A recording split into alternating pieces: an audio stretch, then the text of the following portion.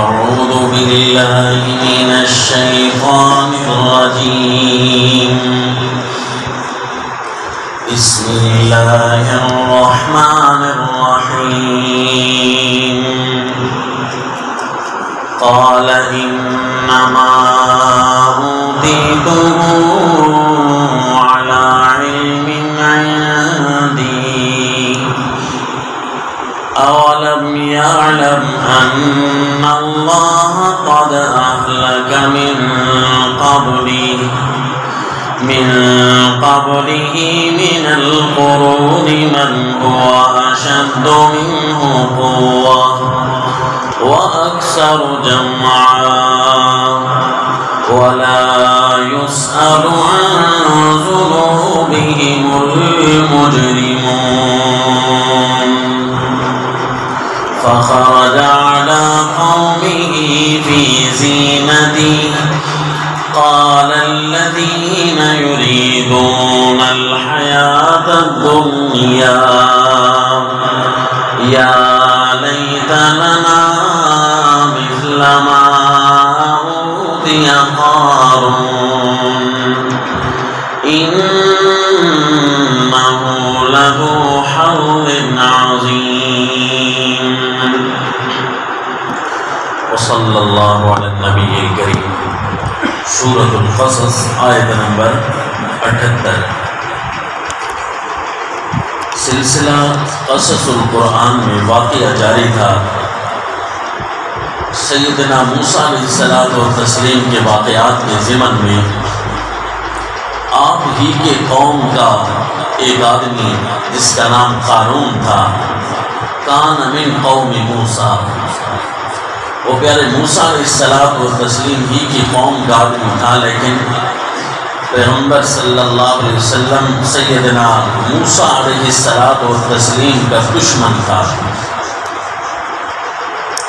پیارے موسیٰ علیہ الصلوۃ والتسلیم کی قوم بنی اسرائیل پر ظلم کرنے میں جس طرح فرعون پیش تھا، اسی طرح قارون بھی فرعون کا پورا ساتھ دیا کرتا تھا اور قوم سے ٹیکسز وصول کر کے وہ فرعون کی چمچہ گیری کرتا، اس کی چاپلوسیاں کرتا، حتیٰ کہ یوں اس نے حرام کی دولت بہت زیادہ جمع کر لی تھی.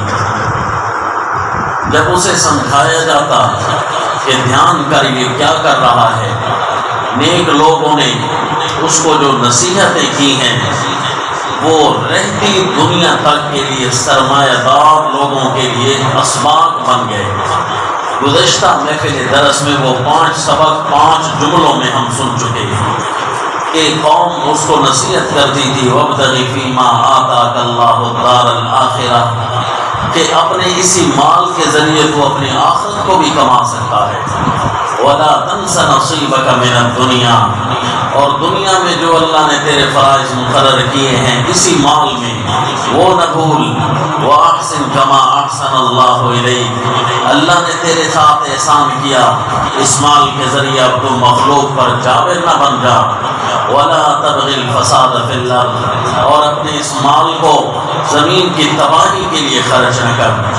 تو اب چاہیے تو یہ تھا کہ جب کوئی نصیحت کر رہا ہو تو نصیحت کو لے لینا چاہیے، لیکن اس پر شقاوت بدبختی غالب آ چکی تھی، تو اس نے بجائے اس کے کہ نصیحت سے کوئی اچھا سبق حاصل کرتا، وہ نصیحتوں کو الٹا لینے لگ گیا.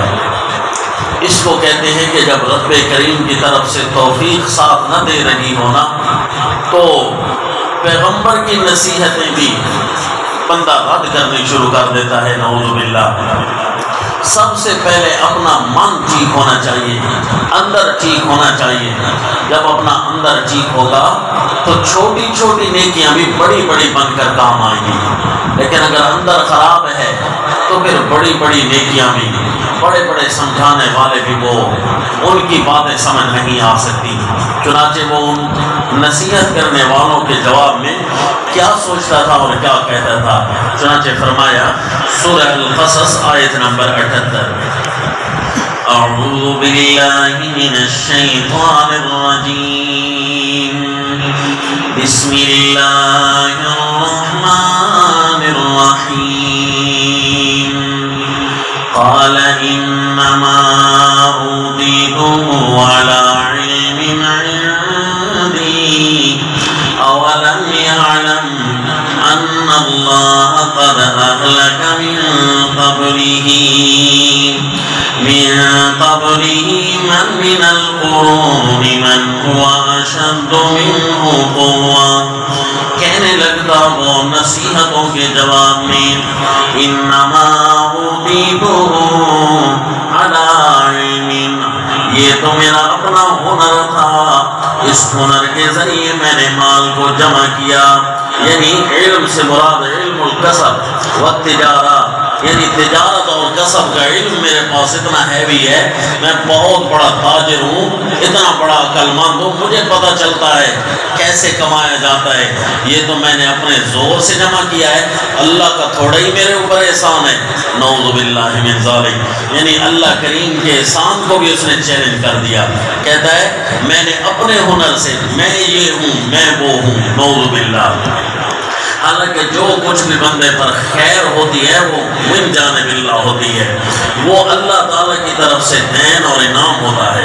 لیکن شقاوت غالب تھی، بدبختی غالب تھی، ہر سوچ اس کی الٹی ہوتی گئی. چنانچہ وہ کہنے لگا اولم یعلم ان اللہ قد اہلک من قبلی، جب اس نے کہا نا کہ انما اوتیتہ علی علم، اسے جواب دیا گیا اولم یعلم ان اللہ، کیا اتنی باتیں وہ نہیں جانتا ان اللہ قد اہلک من قبلہ من القرون من هو اشد منہ قوة، کہ اللہ نے اس سے پہلے بھی تو کئی قوموں کو تباہ کیا.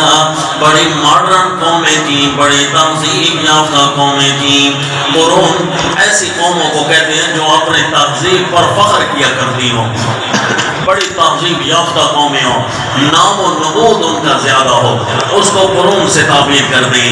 اللہ نے کتنی تہذیب یافتہ قوموں کو اس سے پہلے تباہ کیا. کیا ان کے پاس مال نہیں تھا؟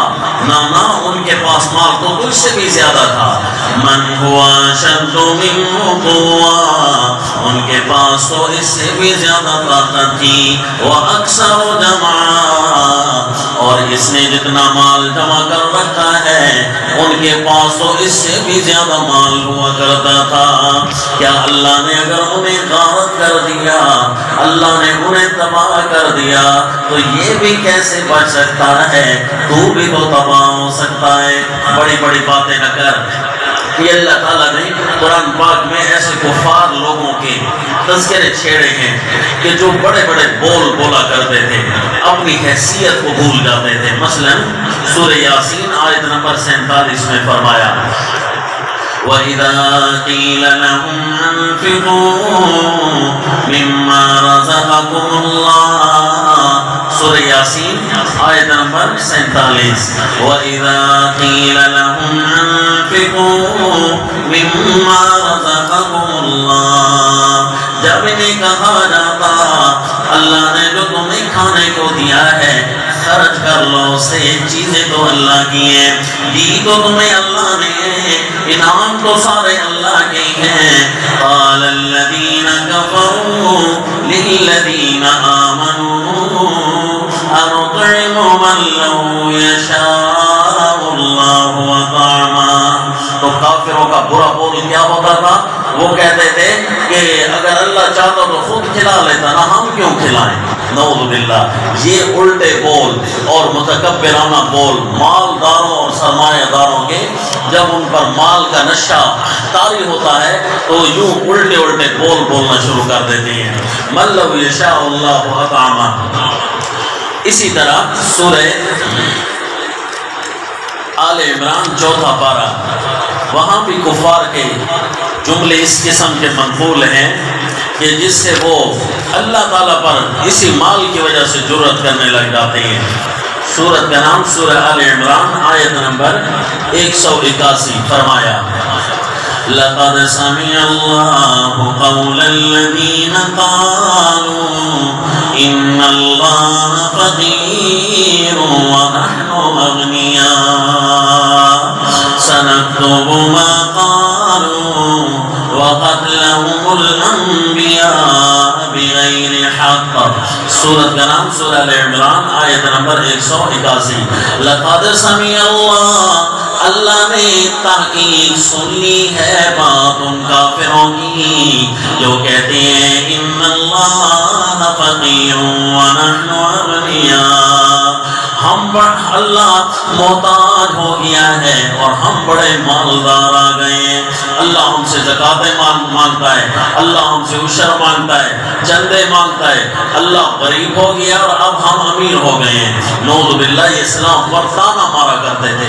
جب رسول خدا صلی اللہ علیہ وسلم جہاد کے لیے انہیں بلایا کرتے تھے اور انہیں فرمایا کرتے تھے کہ اللہ کی راہ پر خرچ کر لو، اس میں تمہارا اپنا فائدہ ہے، لیکن وہ یہ کفار کے بڑے عجیب برے بول ہوتے ہیں اور یہ اپنے اللہ کے عذاب کو چیلنج کر دیتے ہیں۔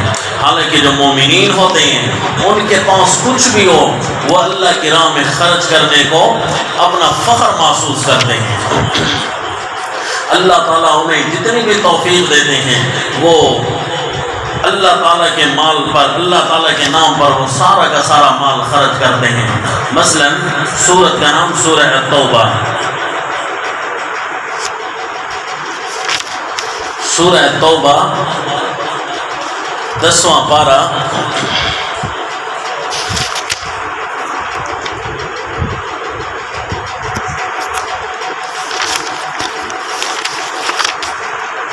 سورہ توبہ 11واں پارہ آیت نمبر 103 میں فرمایا خُذْ مِنْ أَمْوَالِهِمْ صَدَقَةً تُطَهِّرُهُمْ وَتُزَكِّيهِمْ بِهَا وَصَلِّ عَلَيْهِمْ۔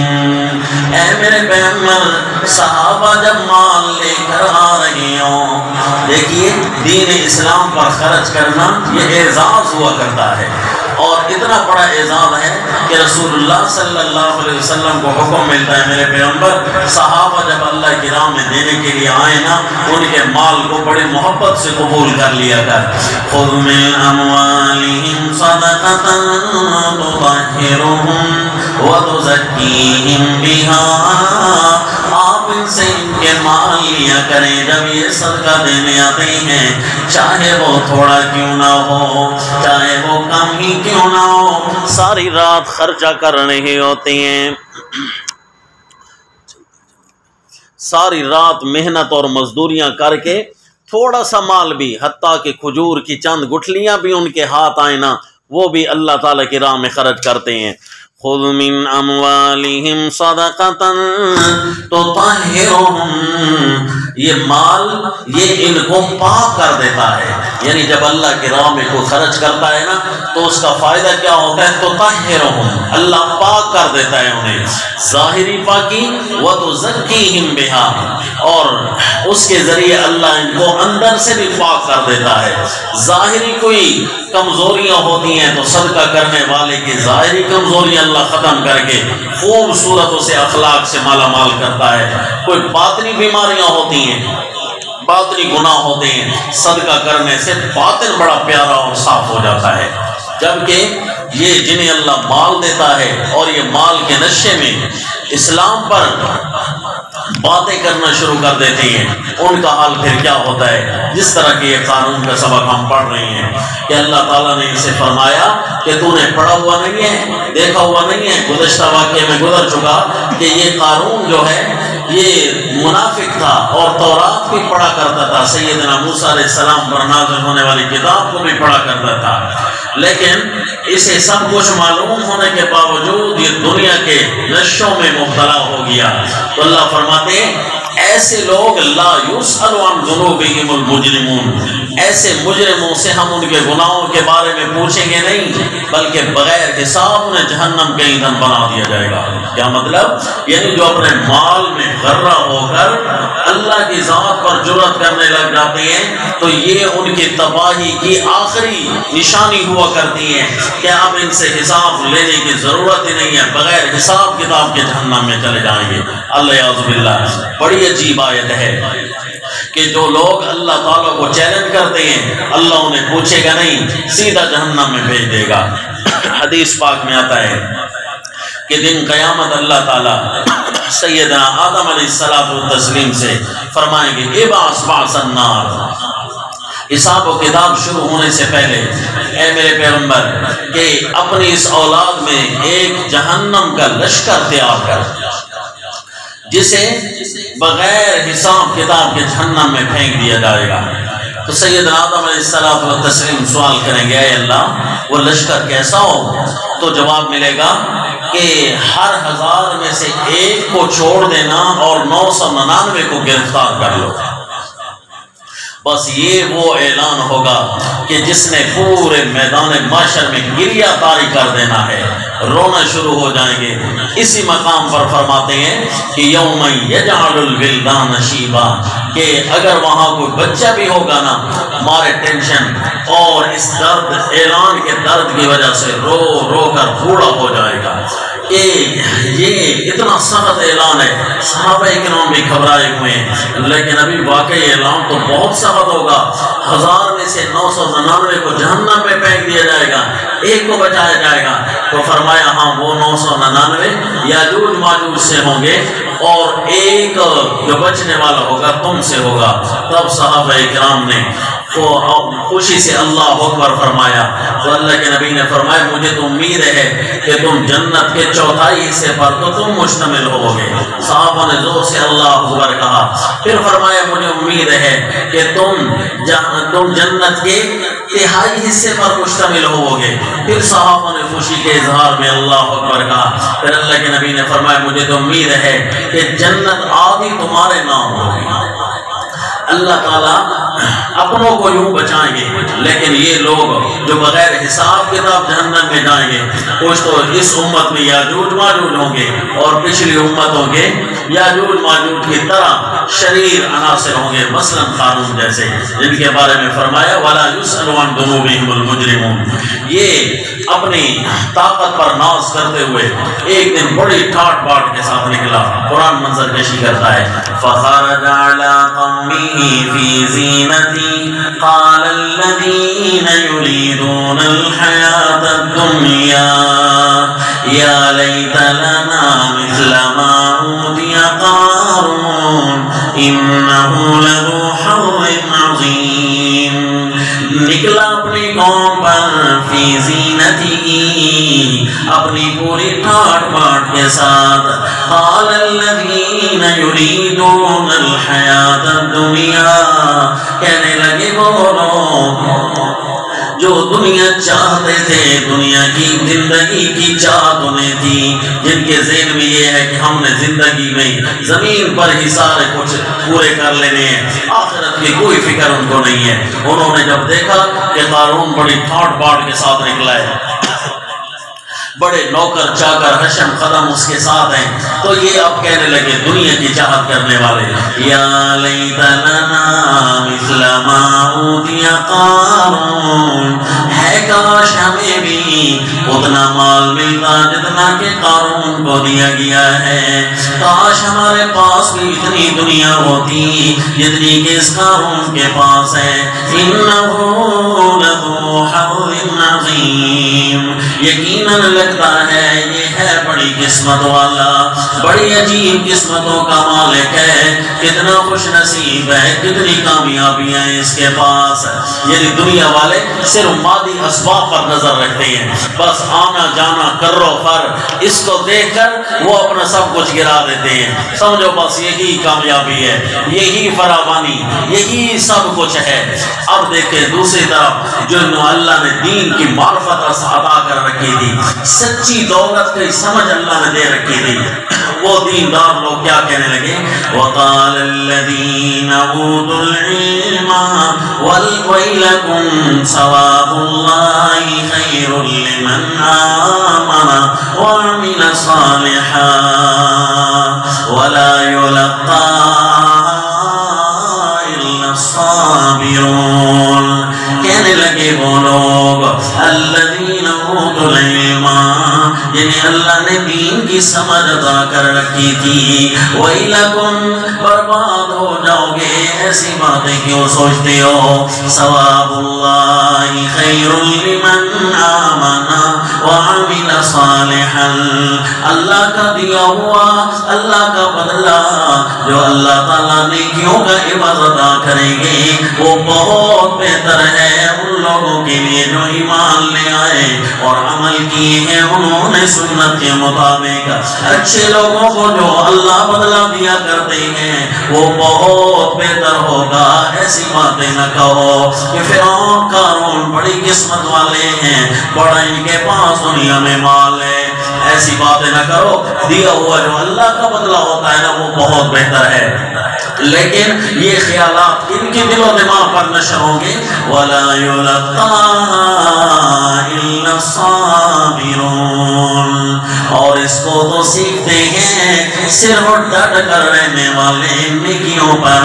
شیخ القرآن مولانا غلام اللہ خان رحمہ اللہ آپ کی تفسیر جواہر القرآن میں یہاں صابرون پر بڑا پیارا جملہ لکھا ہے، فرماتے ہیں صابرون یعنی مصائب اور شہوات میں اپنے نفس کو قابو میں رکھنے والے، معاصی اور شہوات میں اپنے نفس کو قابو میں رکھنے والے۔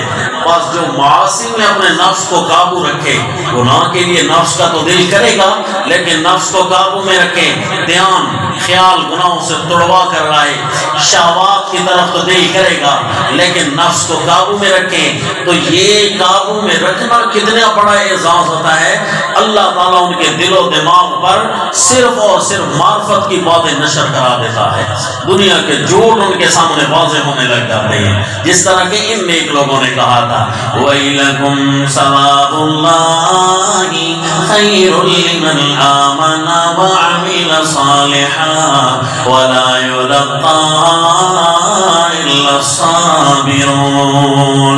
ہمارے جاننے والوں میں ایک آدمی تھا، عمرے پر گیا، اس کے پاس عمرے کا خرچہ بھی بہت محدود سا تھا، جس طرح کے آنے جانے کا خرچہ اور وہاں رہنے کے لیے تھوڑا بہت کھانے پینے کا انتظام، یعنی غریب آدمی تھا، اپنی چاہتوں سے عمرے پر گیا، وہاں اسے پیسے ملے، جس طرح گرے پڑی چیزیں مل جاتی ہیں اسی طرح اس کو پیسے ملے ڈالروں کے اندر۔ تو وہ جب اس کو گنتا ہے، گن کر وہ کہتا ہے پاکستانی 12 کروڑ روپیہ تھا۔ کتنا جی؟ 12 کروڑ روپیہ سیدھا چلا گیا اور لکھتے والا جو آفس ہوتا ہے وہاں جمع کرا دیا کہ یہ کسی کے پیسے گرے ہوئے تھے۔ یہ ہوتا ہے جی ایمان۔ جی ان کو اسے پتا تھا 12 کروڑ ہو یا 12 ارب ہو، حرام حرام ہوا کرتا ہے، اگر میں کسی کے پیسے کو ہتھیا لوں تو میرے لیے یہی وبال جان بن جاتا ہے، اس کو کہتے ہیں ایمان۔ وَلَا يُلَقَّاهَا إِلَّا الصَّابِرُونَ، بڑا پیارا جملہ ہے جو دینداروں نے یہاں پر اللہ تعالیٰ نے ان کی طرف سے ارشاد فرمایا کہ وہ دیندار کہتے تھے ثواب اللہ خیرن، جو اللہ دیتے ہیں نا، جو اللہ کا بدلہ ہوتا ہے وہ بہت عمدہ ہے۔ وَقَالَ الَّذِينَ أُوتُوا الْعِلْمَ وَيْلَكُمْ ثَوَابُ اللَّهِ خَيْرٌ لِمَنْ آمَنَ۔ امام الانبیاء صلی اللہ علیہ وسلم نے فرمایا الدنیا جیفۃ وطالبها کلاب، یہ دنیا مردار ہے اور اس کے پیچھے مرنے والا، اپنے آپ کو تباہیوں میں ڈالنے والا، اپنے دین کو غرق کرنے والا وہ دنیا کا کتا ہوتا ہے۔ دھیان کیجئے، کبھی بھی اس دنیا کی وجہ سے اپنے دین کو پیچھے نہ کیجئے۔ مثلا نماز کی جماعت جانے لگی دنیا کی وجہ سے تو چھوڑ دیں اس دنیا کو اور جماعت میں آ کر شامل ہو جائیں۔ اگر دین کے اوپر حرف آنے لگے کسی بھی جاب کی وجہ سے، کسی بھی نوکری کی وجہ سے، تو ایسی چیز کو بھی چھوڑ دو، ایسی چیزوں سے بھی توبہ طیب ہو جائیے۔ ایک آفیسر ہم سے مسئلہ پوچھتا ہے کہ جی ہمیں یہ بتائیے کہ مجھے اپنے جاب میں آفس والے چھٹی نہیں دیتے تاکہ میں نماز پڑھ لوں، لہذا میں گھر آ کر 4 نمازیں اکٹھی پڑھ سکتا ہوں، صبح والی پڑھ کر جاتا ہوں، پھر جب آتے ہوئے شام بھی کراس ہو جاتی ہے، عشاء کے وقت ساری اکٹھی پڑھ سکتا ہوں۔ ہم نے کہا جی خواہ نمازیں چھوڑنے کا کیا فائدہ، یہ تو مجبوری کی وجہ سے قضا ہوتی ہے، نیند کی وجہ سے قضا ہوتی ہے تو اور بات ہے، مجبوری کا مطلب پتہ نہ چلا، بھول گیا یا نیند آ گئی تو یہ، ورنہ آنکھوں دیکھتے جاگتے ایسے تو نماز کو چھوڑنا کسی صورت میں بھی جائز نہیں ہے، حتیٰ کہ بندہ ناپاک ہو اور پانی ملنے کی صورت نہ ہو، تیمم کی بھی صورت نہ ہو، ایسی جگہ پر ہو جہاں مٹی بھی پہنچ سے دور ہو، پانی بھی پہنچ سے دور ہو، وہاں بھی امت کے فقہا فرماتے ہیں ہم یہ جرأت نہیں کر سکتے کہ ہم کہیں کہ تو نماز نہ پڑھ، ہم کہتے ہیں کہ تشبہ بالمصلین کر لے، وہ کم از کم نمازیوں کے مشابہت اختیار کرنی شروع کر دے، اور بعد میں جا کر جب تیمم ملے یا وضو ملے تو اس کے بعد نماز کو قضا کرے۔ خامخواہ چھوڑنا تو جائز نہیں ہے نا، لہذا ایسی جاب اگر جس کی وجہ سے نماز خطرے میں ہے، نماز کو خطرے میں ڈال کر جاب کو بچا لینا بھی حرام ہے، ایسی جاب کرنا بھی جائز نہیں ہے، کیونکہ رسول اللہ صلی اللہ علیہ وسلم نے بھی فرما دیا کہ دنیا یہ مردار ہے اور اس کے طلب کرنے والے دنیا کے کتے ہیں۔ اور یہاں اللہ تعالیٰ بھی فرما رہے ہیں ثواب اللہ خیر لمن آمن وعمل صالحا ولا یلقاها الا الصابرون۔ ایک آیت اور بھی دیکھ لیجئے، سورہ الکہف آیت نمبر 37 میں فرمایا، یہ اس نیک آدمی کی باتیں ہیں جو اپنے اس بھائی کو سمجھا رہا تھا، جو بھائی اس کا مالدار تھا، لیکن دوست تھا اس کا مالدار تھا، لیکن وہ تھا شرک کرنے والا تھا، کفر کرنے والا، لیکن مالدار بھی زیادہ تھا۔ یہ جو اس کا ہم نشین تھا، اس کا کولیگ تھا، یہ غریب آدمی تھا، لیکن اس کے ایمان کی حرارت بڑی تیز تھی۔ تو جب وہ دیکھتا نا امیر آدمی اس کو تانے مار رہا ہوتا ہے کہ تیرے پاس کیا ہے، کیا کما لیا ہے تو نے دین اپنا کر، دیکھنا میری طرف، میں بڑے فائدے میں ہوں۔ تو اس نے ایسی خوبصورت باتیں کی کہ اللہ نے اس کی نصیحتوں کو قرآن بنا کر نازل کر دیا۔ کیا فرمایا اس نے ایک آدمی نے؟ مثلا سورہ الکہف آیت نمبر 37 میں فرمایا قال له صاحبه وهو يحاوره أكفرت بالذي خلقك من تراب ثم من نطفة ثم سواك رجلا لكن هو الله ربي ولا أشرك بربي أحدا۔ قال له صاحبه، کہنے لگا اس مالدار مشرک کو اس کا صاحب، وهو يحاوره، گپ شپ لگاتے ہوئے، اکفرت بالذی خلقك من تراب ثم من نطفة ثم سواك رجلا، کیا اس ذات کا تو کفر کر رہا ہے؟ اس ذات نے تجھے مٹی سے ایک انسان بنایا، اس مٹی کو شکل دی نطفہ کی، پھر اس نطفہ کے بعد تجھے خوبصورت مرد تعمیر کر دیا، ثم سواک رجلا، اس ذات کا تو کفر کر رہا ہے جس نے تجھے مٹی سے انسان بنایا ہے، اسی نے تیرے باغ اور مالوں کو اسی زمین کی مٹی سے تعمیر کیا ہے۔ اگر تو ختم ہو سکتا ہے، تیرے یہ سارے مال و اسباب بھی تو اسی طرح ختم ہو جائیں گے، لیکن اللہ ربی، لیکن وہ تو میرا اللہ میرا رب ہے، مجھے یہی چیز چاہیے، مجھے میرا رب چاہیے، لیکن اللہ ربی، لیکن وہ اللہ میرا رب ہے، لا اشرک بربی احدا، میں اپنے مال کے دھوکوں میں مبتلا ہو کر اپنے رب کے ساتھ شرک تو نہیں کروں گا۔ ولولا اذ دخلت جنتک قلت ما شاء اللہ، یہ کیوں نہیں کیا تو نے کہ جیسے ہی تو باغ میں داخل ہوتا تو تو یہ کہنے لگ جاتا، باغ کی بہاروں کو دیکھ کر، پکی ہوئی فصلوں کو دیکھ کر، خوبصورت لٹکتے پھلوں کو دیکھ کر تو یہ کہہ لیتا نا ماشاء اللہ لا قوت الا باللہ، ہوتا وہی ہے جو میرا اللہ چاہتا ہے، طاقتیں ہماری تو نہیں ہے، اس بیج کو پانی لگا کر، اس میں ہوا پہنچا کر، اسے مٹیاں کھلا کر خوبصورت درخت بنا دینا، لا قوت الا باللہ، یہاں ہماری تو طاقت نہیں ہے، یہ ساری طاقتیں اللہ کی ہیں۔ ان ترانی انا اقل منک مالا وولدا،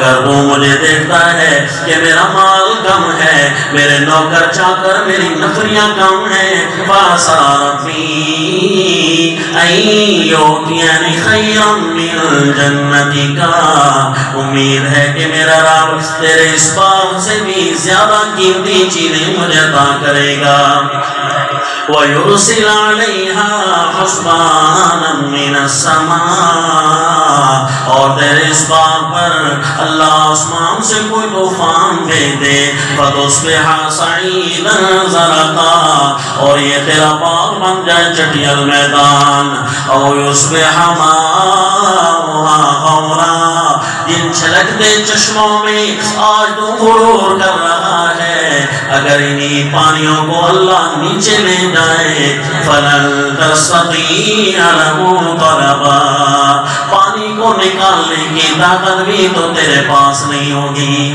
بڑے خوبصورت جملے سے بتا رہا ہے دنیا کی حقیقت کہ یہ تو آج ہے کل نہیں ہوگی۔ اتنا بڑا چڑھتا سورج تمہیں یہ بتا رہا ہوتا ہے کہ میں اپنے آب و تاب پر غرور کبھی نہیں کرتا، کیونکہ مجھے پتا ہے ابھی میں نے غروب ہو جانا ہے، میرا نشان بھی زمین پر باقی نہیں رہے گا، اندھیروں پہ اندھیرے چھا جائیں گے۔ کہاں گیا وہ ضیاء پاشیاں کرنے والا سورج؟ تو وہ اتنی بڑی دیو ہیکل چیز ختم ہو سکتی ہے تو چھوٹے چھوٹے تمہارے باپ، تھوڑے تھوڑے تمہارے مال و دولت، کیا ان پر اللہ زوال نہیں بھیج سکتا؟ یہ نہ کریں بلکہ اپنے دین کو کسی طرح زوال پذیر نہ ہونے دیں۔ اس دنیا کی خاطر بڑا مہنگا سودا بن جائے گا اگر اس دنیا کی خاطر اپنی نماز کو ضائع کر دیا، اس دنیا کی خاطر اپنے رب کو ناراض کر دیا، یہ نہ کیا کر۔ لہذا وہ سمجھا رہا تھا، قارون تھا کہ اسے تو بڑی اپنی ٹھاٹ باٹ کی شوق تھی۔ ایک دفعہ یوں ہوا کہ وہ جب نکل رہا تھا اچانک اس پر اللہ کا عذاب آیا، فَخَسَفْنَا بِهِ وَبِدَارِهِ الْأَرْضِ، اس قارون کو زمین میں ہم نے دھسا دیا، اس کے سارے خزانوں کو بھی ہم نے زمین میں دھسا دیا۔ واقعہ کیا بنا واللہ عالم، کوئی ایک روایت اس بارے میں نہیں صحیح کہ اس کے ساتھ واقعہ کیا بنا تھا، واللہ عالم۔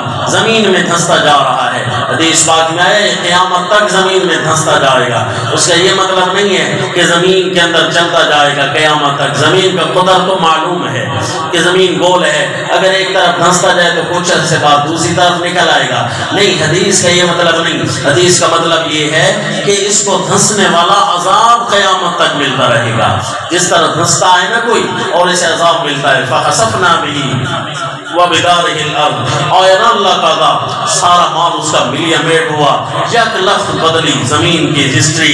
جب آتے ہیں نا سیلاب، سیکنڈوں کے اندر زمین کا نقشہ بدل جاتا ہے، ذرا سا زلزلہ آتا ہے، فلک سماتے زمین بوس ہونے لگ جاتی ہیں، زمین چیر پاڑ کر سب کچھ اپنے اندر نگل لیا کرتی ہے، منٹوں کے اندر پوری کی پوری زمین کی تاریخ بدل جایا کرتی ہے۔ اسی طرح قارون کی ہسٹری بھی یک لخت غروب ہوئی۔ اب ان لوگوں کو خیال جو کل کہہ رہے تھے اے کاش یا لیت لنا مثل ما اوتی قارون، اے کاش ہمارا بھی مال و دولت قارون جیسا ہوتا، آج ان سے پوچھا گیا کیا خیال ہے آج؟ وہ کہنے لگے وَإِكَأَنَّ اللَّهَ يَبْسُطُ الرِّزْقَ لِمَن يَشَاءُ مِنْ عِبَادِهِ وَيَقْدِرُ، ہے ہماری خرابی، اللہ ہی جسے رزق دیتا ہے اپنے بندوں میں سے وہی ٹھیک ہے، جس کے لیے اللہ چاہے تنگ کرے، سارے اختیار اللہ کے پاس ہیں۔ یہ کوئی حرام حلال کو جمع کر کے صرف مال کو بڑھانے کی سوچنی نہیں چاہیے، بلکہ ایک اللہ تعالیٰ کے حکم کے ساتھ ہی اپنی زندگی گزارتے ہوئے جو ہو سکے گا اتنا ہی بندے کو کرنا چاہیے۔ لولا امن اللہ علینا لخسف بنا وَإِكَأَنَّهُ لَا يُفْلِحُ الْكَافِرُونَ، یہ تو اللہ کا احسان ہوا کہ اللہ نے قارون جیسا مال ہمیں نہیں دیا تھا۔ اب کیا کہنے لگے یہ تو اللہ کا احسان ہوا ورنہ ہم بھی زمین میں اسی طرح دھستے جاتے۔ لولا امن اللہ علینا لخسف بنا۔ سیدنا علی المرتضی رضی اللہ تعالی عنہ کی طرف سے ایک کلام منسوب ہے، وہ فرماتے ہیں رضینا قسمت الجبار فینا لنا علم وللجہال مال وان المال یفنى عن قریب وان العلم باق لا یزال۔ یہ اگر اللہ نے ہمیں علم دیا ہے تو اس اللہ کی تقسیم پر ہم راضی ہیں، اس وجہ سے ہمیں مال و دولت کمانے کا وقت نہیں ملتا، اس تقسیم پر ہم راضی ہیں۔ اور جنہوں نے علم کو ٹھوکریں مار کر، اللہ کے دین کو ٹھوکریں مار کر دنیا کو وصول کیا ہے، وہ پھر اپنی قسمت پر روئیں۔ ہمیں تو اللہ تعالیٰ دیں گے تو ہم لیں گے، حلال کمانے کی توفیق ہوگی تو ہم حلال کمائیں گے۔ دین کو چھوڑ کر یہ ہم اس وقت دنیا کمانے لگ جائیں، نہ جنا، یہ دنیا تو فنا ہو جائے گی، یہ اللہ کے دیے ہوئے چیزیں یہ باقی رہ جائیں گی۔ دعا یہ کیا کریں کہ اللہ تعالیٰ ہم سب کو دنیا کے دھوکوں سے محفوظ رکھے۔ وما علینا الا البلاغ۔